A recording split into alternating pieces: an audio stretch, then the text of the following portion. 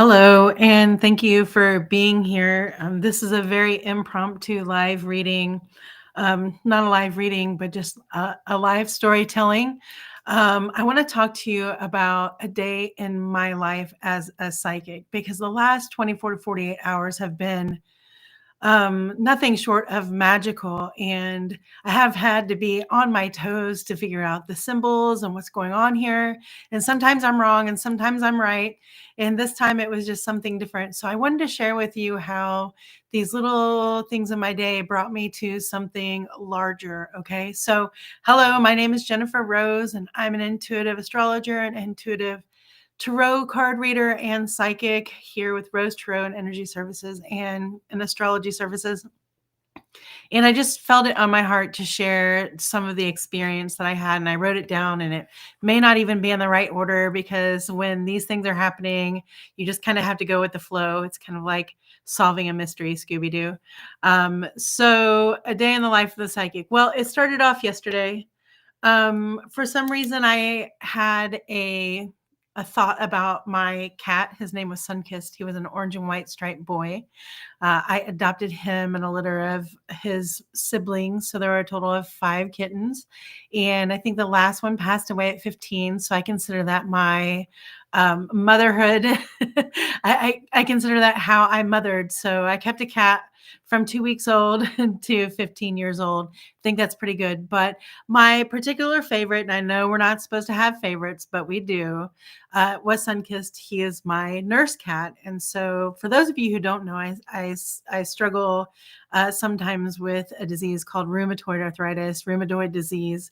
And it's a chronic pain condition. And right now I'm untreated. So we just had a lot of storms come through, and I'm a migraine sufferer. So yesterday was just kind of full of excitement. I'm in Kansas City, Missouri, and we had some storms rolling through, and I just felt so heavy in my body. And so it almost felt like because I was made to sit down and kind of rest, that I was able to, be in tune with what was happening around me. So I kind of like that. But anyway, so it started off with talking about nurse cats and my cat Sunkist. Sometimes when I'm in a pain flare, what I do for a meditation is I remember him sitting at the corner of my chair. He could always intuitively tell if I was sad or hurt or in pain, and he would just purr, and he would close his eyes like he was falling asleep, and sometimes he would fall asleep even, but he would just sit there and purr. And so sometimes when I'm in pain, I imagine and I meditate with his purr, even though he's not here. And sometimes I think that brings his spirit to me, but I haven't felt him in a very long time. And he's been gone now for 6 or 7 years, but I miss him every day.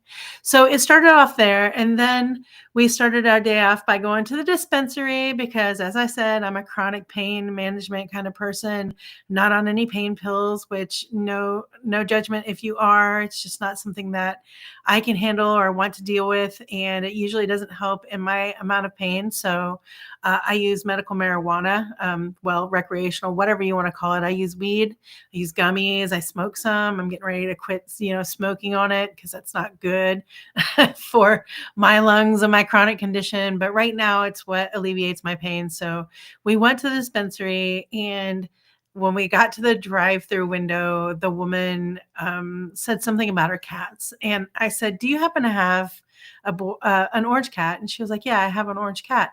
And so, it was an orange boy. And I'm getting there. And she talked about how she had cats, and he was 9. And so my boy Sunkist, orange cats kind of struggle with kidney disease, and he started struggling with kidney disease at 9 years old. Um, so um, so I thought that was significant, and I just thought, oh, my boy is here, and the idea of him is here. So maybe it is that I'll get a little bit of relief from my chronic pain condition. Okay. So we came home, and we have a nice little neighborhood with sidewalks, and I went on a little walk with my wife on the sidewalk, and a crow passed me. So I see crows. There are 2 crows that are sent from someone that I know who they are, and that is usually a word of protection for me. But yesterday I saw a single crow, and that single crow went, past me real quick like, and I don't it's not always associated with death with me, but sometimes it can be since I'm a psychic, okay? So I just didn't know what to think of the crow at that time. I figured messages or what have you. So um I want to say I don't think I began saying this, but I am today in about an hour and a half going to have my very first astrology reading from a guy named Wise Ass Astrology. His name, I think, is Andy Black. I think is his last name, Black. And so I'm a little excited and nervous that at 2 o'clock we're going to talk about my astrology chart and what I have to look forward to and the obstacles that I have to overcome. So I've really been putting a lot of energy into, connecting with Andy in that way and connecting with myself and connecting with my astrology and using it in the best way to push myself forward in these next years. I'm 52. I want to just be happy. I want to have peace. I want to have love. I want to have justice. And I'm just now starting to figure out who I am in the world. Okay. So part of it is this psychic stuff. So I got to the cats and I ramble and the crow. So I didn't know exactly what the crow was about, but I made note of it. And then my wife and I are always in discussion about stuff, as you are. And we decided to draw some tarot cards on it. And when I drew tarot cards, immediately when I got there, I felt some trickery. And I have a few spirits that are tricksters. I have someone who passed away very, very young who comes back and visits me, but it wasn't him because he's usually around my knees. I have someone else who usually tells me that he's here with a sunset of a particular color, but he wasn't here either. And then I heard him in my ear. I was like, oh, I remember who that is. So this is a guy that is connected to me through a town that my grandmother was born in, which is Troy, New York. And unfortunately, he passed away, and he passed away before I was able to go visit him again. But so believe it or not, I was at the cards and Mel and I were discussing a conference that we want to go to in New York. And so we were already planning and doing some planning and financial strategizing and everything to figure out this astrology conference that we really wanted to go to in New York, when all of a sudden, one of our favorite astrologers was like, hey, here's a really cool conference for you too. And we were like, whoa, that is more our speed. And it's still in New York. Like, so all the plans that I had made already to get to New York to this other conference to see what we needed to do, what we needed to afford. I have Capricorn rising. So my Capricorn was, getting all the details, and Venus and Virgo. So I was getting all that together, and it's in New York, and I wanted to stop and stay in New York. So I felt him with me as I was doing the cards. So I knew, there was a lot of magic happening around me. And so I felt like that was a positive vibe about going to New York. And and the connection to my ancestors, which I'm currently trying to break generational curse. And I just now figured out as a Gen Xer what my generational curse is. It is, well, let me see. I just got distracted because my wife came home. My generational curse buster is not continuing, in the ways of like the people that are my parents' age, like the boomers' age, not continuing to try to please them in their rules and in their ways. That is a generational curse breaker as far as I'm concerned. And it's something that is very difficult for us to do. These are our parents, okay? And they may be grandma or grandpa to you, but they're our parents, and they still wield a lot of power. So it's really brave of us to be able to do that. And it also might mean that we cut ourselves off from families in that respect, but it's really important to do right now. So anyway, so my friend Dom came around from New York, and I'm talking about a New York conference.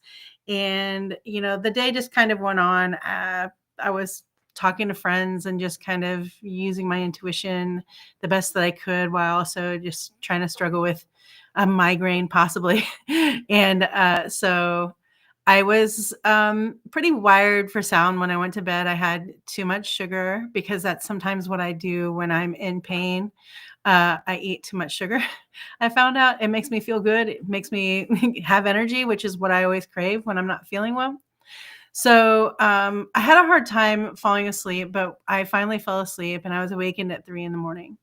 And this is not odd for me. I've been waking up at 3 in the morning for a very, very long time. And this time I've started something with myself. So first of all, as a psychic, I really protect my home space, especially my bedroom.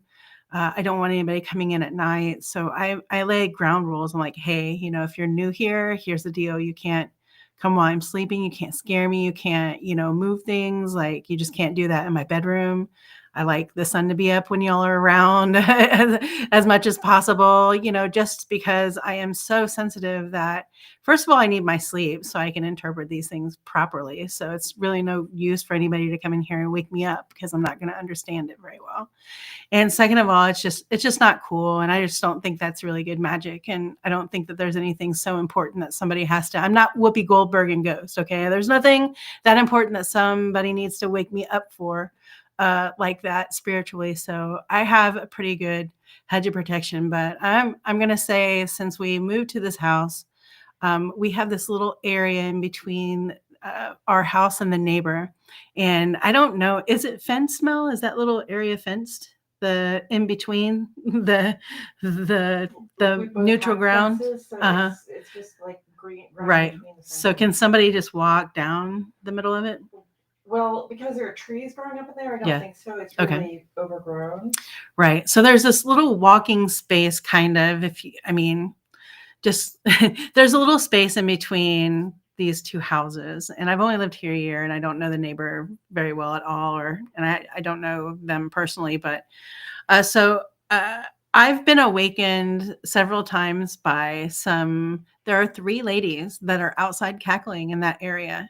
And I think it great because I was able to see like what happens over at the neighbor's house with the spring. And there are a couple of rose bushes there where it just sounds like they're coming from. So I just imagine that they're just, cackling or over there, it never seems vicious or anything like that. And Mel told me they were, what did you say? The Fates? Who'd you say those 3 cackling ladies were that I kept hearing? Think of the Fates. The Fates. Mel said that it made her think of the Fates. And I'm not as schooled in mythology and all that kind of stuff as she is. So I rely on her for that and other people. So this is nothing new. And as a matter of fact, the window is broken there now. And let me tell you, I've got protection there and I'm really not worried about anything crawling in. Not even bugs, really. I don't even think I've seen bugs in there, but this is a direct line to where I sleep in my bedroom. There's no door there. There's no barrier there whatsoever, except for that window. And that window is broken. So it closes all the way, but there's still a little area that you can, there's air coming through there. Let's just put it that way. Just a little bit. And we used to have a shade up there, and for some reason it just quit working. So I just find it funny. I know I always get messages from there. So anyway, back to 3 a.m. I was awakened, and what I do is I ask myself, do I need to go to the bathroom? Like, is that why I'm awake? Because sometimes I wake up and I'm just like, oh, is it a spirit? Like, what do I need to do? And sometimes it's our roomies, letting a dog out. Sometimes it's the neighbors coming home, like, who knows? But I always just ask myself a few questions. But at 3 o'clock this morning, there was no question about it. Like, I needed to get up and go into the bathroom. And so I thought, oh, okay, well, I need to go pee. So as soon as I went in there was a screeching owl. And I mean, a screeching owl, and a sound that sounded like the owl was just like hanging on the screen of that window. And as soon as I went in and I sat down, it just sounded like they had just pushed off, and they made 3 really loud sounds. And I thought for sure that Mel was going to wake up. It was really, really loud. It sounded like I was wrestling with an animal in there, in my opinion, is what it sounded like. But it wasn't fierce, and it wasn't, the only thing that was scary is that, it was 3 a.m. and I still wasn't quite awake, but I was awake enough to know I needed to be awake and alert. And all of the sounds and all of everything about the owl went away as soon as I did my business in there and left. And I even asked it if it was there for me, and it answered. So I was like, well, I don't know what this is for, but I also left out this other part. See, I've got things written down. There's so much to this. When I woke up and when I went back to bed and when I fell back asleep, all I kept feeling was, so I felt like this was a spell. I was like, who is wrapping me up in a spell? I felt wrapped up in like golden dust. It's this gold. And it's a different kind of gold this time. So it's not the same spell that I've felt with other gold. It's a thicker band of gold. If I were to give it a color, because they're not colors, but I see colors in what's happening, to see if it's good or bad. I just allow myself to imagine what color it would be, and it's gold. And it also, I think they said to me, and I can't even remember the exact words now, but they said to me something like, that I'd know what to do. Is that what I said to you? That I would know what to do. And it immediately made me think of Mel made a Zelda reference, and I don't know Zelda except for watching her play and just knowing it from kids. And I thought, oh my gosh, it's like I leveled up in a game or something, and I felt like, oh, I've got the sword, I've got the power, I've got the information, I've got what I need. That's great. It's really good to know that, like that's the case. But I really found myself wrapped up in, well, who is this and why is this and where is this, So yeah, I have, like I said, I have an astrology reading today. So I don't know if that was somebody, like looking into my chart and feeling the magic that's there, or understanding or uncovering some magic there. I mean, I'm open to the positive and the negative. I'm really here for it. But I don't know what it is. And even talking about my hands are red and they're turning hot and warm, almost sweating. So I don't know. I felt like it was really protective. I didn't feel like, I felt like I was just like bound in this golden stream of like stardust or starlight, or I don't even know. And it may have just been me screwing around with Canva and doing our videos. I have no idea. But that's how it felt to me. And I felt like, oh, okay, I've gotten to the big level now. It's where, it's just me and this thing. And I can think of a million things that I'm up against right now and that I'm trying to, integrate. So it's really empowering to know that I've got some protection there. And then Mel woke up and I was so ready to tell her what was going on. And she immediately was talking about AthenA and AthenA's owls. And then I was like, oh, wow. Okay. So AthenA. And then I was like, well, this conference that we're going to, this astrologer that I'd really like to see talk, she's presenting about Pallas Athena. I'm like, now what is Pallas Athena? Because honestly, I thought it was a star. So maybe it still is a star. I don't know. Is Pallas Athena a star too? I'm sure there is. Okay. But so then Mel had to school me on who it's an asteroid, who Pallas Athena is and mythology and how, what happened with Athena and everything. And I feel like it's just like wisdom. I feel like honestly that it's the wisdom that I've gained in these 52 years. It's the wisdom that I'm being presented with, as long as I'm able to receive, as long as I'm in my body, as long as I'm grounded. Because what happens to me when I'm in pain, I'm also a little bit more grounded, meaning I'm sitting a lot and I'm kind of a captive audience. So if I can get out of that pain mindset and just kind of open myself up a little bit more, I always find that I have a little bit more expression of myself. It's really strange, but that's the way the chemicals work in my brain. So let's see what else. Yeah, the Pallas Athena. Oh, but then the kicker. So after we did tarot readings, as I said earlier this morning, I've gotten a new tarot deck, and I've been using them quite a lot. I've been using them for my personal private readings. I've been using them for the Tarot Showdown on Thursdays at 7 p.m. And I notice things. Like I said, I have a Venus and Virgo. I notice stuff, and especially my cards, especially when I'm attuning to them. And this card deck is called Bell Bedlam, and it has, some extra cards in it. And I knew where they were, and I put them in a separate place on purpose.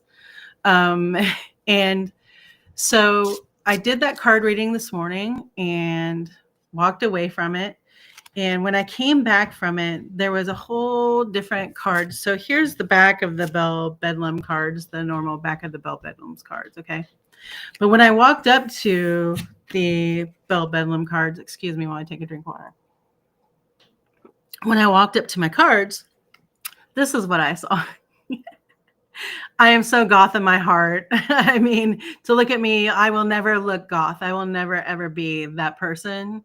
But I am so goth in my heart. So I know for a fact that I would have noticed that card on top if that was the one that stayed there, and I would have turned it over immediately because I'm like, oh, what is she doing in here? You know, like I would have been really curious. There's no way I would have not seen it. There's no way I wouldn't have turned it over. So immediately I turned it over, and it's this.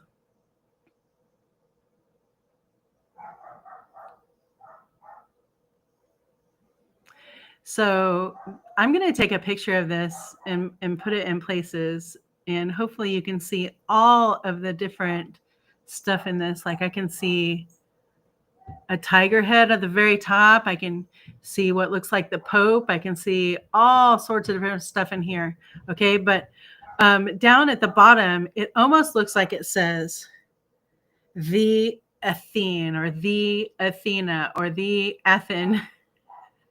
And what I really think this is, I think this is a card that got really stuck to another card that just like never even came, that barely even came unglued or something from it. I think it got stuck because it has a different back. Okay. I'm going to give that. And I think that it got printed, the cards over and over again. So I don't know. Honestly, I see the death card. What did we say? We saw temperance. We saw I think the Hierophant, the devil. We see the hermit. Oh, right. No, not the hermit. Yeah, is that the hermit with the watch lantern? Yes. Yeah, so we see so many different cards. So what I think this is a card that's been printed over and over and over again, and it got stuck to the other card because it had a lot of ink on it, and that's how that is. But I've been using these cards for a very long time, and I'm really surprised that it hasn't come apart. I'm surprised that I haven't seen it because I don't understand how I wouldn't see this part or this part in there.